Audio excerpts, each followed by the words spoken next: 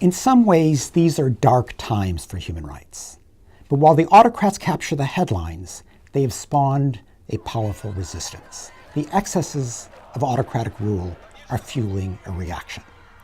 Now, there's no doubt that authoritarianism is on the rise, with Brazil's Bolsonaro being the latest example.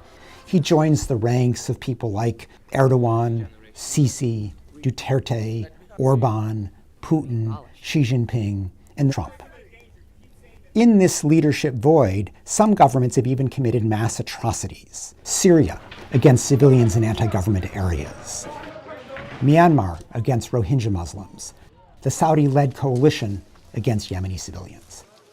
That's the bad news. But what's impressive as you look back over the past year has been the pushback. We've seen large demonstrations in Poland and Hungary. Voters ousted corrupt or autocratic rulers in Malaysia, Maldives, and Armenia. There's a new reformist prime minister in Ethiopia. U.S. midterm voters rebuked Trump's divisive policies.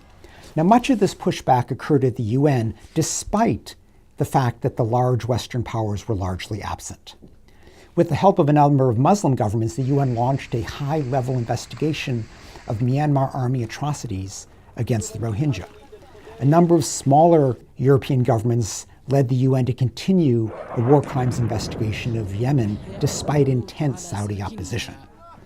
The leading chemical weapons agency was empowered for the first time despite Russian opposition to identify who used chemical weapons in places like Syria.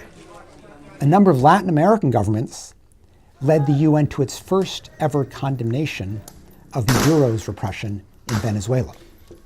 Intense European pressure on Putin led him to agree to a ceasefire in Syria's Idlib province, where 3 million civilians were at risk of a bloodbath. The last year shows that even in dark times, it is possible to defend human rights. Indeed, there is a responsibility to do so.